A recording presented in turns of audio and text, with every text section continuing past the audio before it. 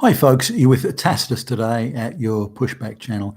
Thank you for joining this chat. Now, in this live chat, I'd like to talk about this is a sort of a two-headed or double-pronged scam that's being inflicted on the West, and it's to do with offshore money from places like India and China being used to buy up, say, franchises, and it could be takeout food franchises, it could be pharmacies or radiography, doing X-rays. It could be any and all sorts of franchises. And how it's structured is that the money comes in from offshore to buy the business, so that it gets a much higher rate of tax deductibility and so on. And the offshore loan is structured so that any profit that's made locally in the West, it could be Australia or Britain or wherever, Canada, any profit that's made in that business in the West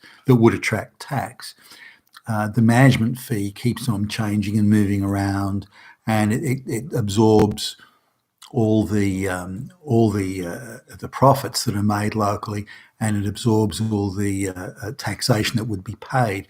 That money once then is moved offshore and is distributed to relatives of the people who either own the business or part own it, or indeed some of the workers, as a way of compensating them. So that's one sort of scam, and it's a widespread scam, and it's costing, one would imagine, tens of billions of dollars.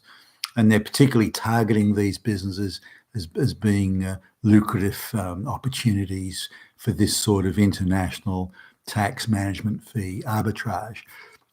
The second side of this is that once they buy these businesses, and again, it could be a takeout chicken store or something like that.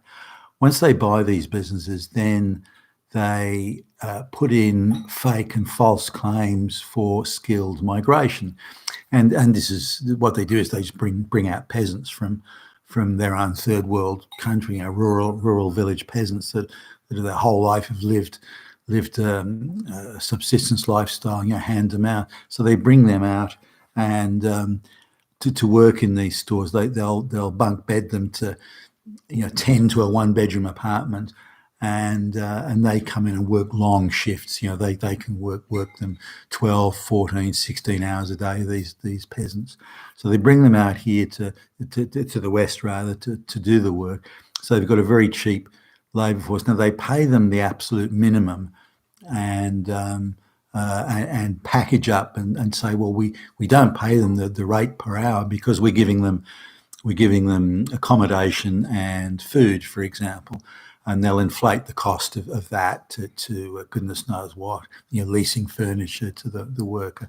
So the money is actually then dispersed back to, say, the village that these peasants come from in rural China or India and Pakistan, places like that. So that they've got this scam bringing in skilled workers. Now, clearly they're not skilled workers. Who's going to be a skilled worker working in a takeout chicken shop or just operating a cash register in a pharmacy or something? There's no skills needed there, for goodness sakes. But somehow they're able to put these skilled visa things up. Again, citing sort of unique dialects of whatever language to say, well, the worker has to have that.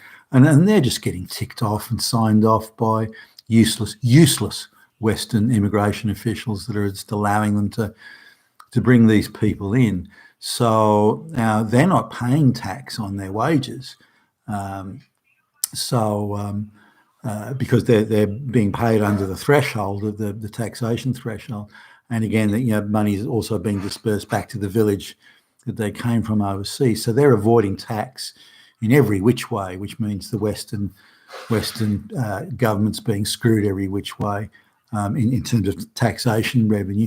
But then these people, after they're here for a while, they'll endeavour to procreate and things like that, and then try and claim citizenship and so on. So you've got this mass of unskilled, illiterate peasants that are being brought in, that are many of whom are getting citizenship, and then they can bring out their relatives in the chain migration or family reunion, as it's called in Australia.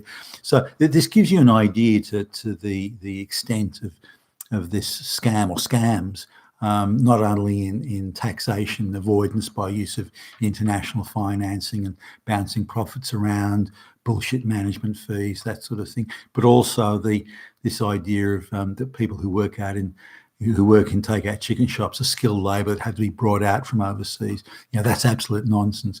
Now, if these people had to pay proper taxation and they had to pay proper wages, then it would be a different business model. That they couldn't play the game like that. But it's very lucrative for the people who are putting up the money, the offshore goons who are financing it in China and India. And this is again an absolute and total scam, or series of scams, and it's being inflicted.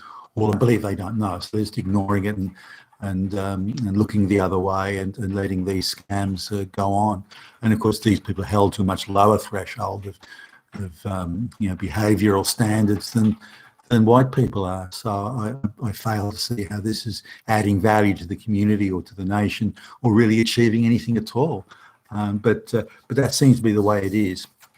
So you've been with Tacitus today at your Pushback channel, and thank you for listening.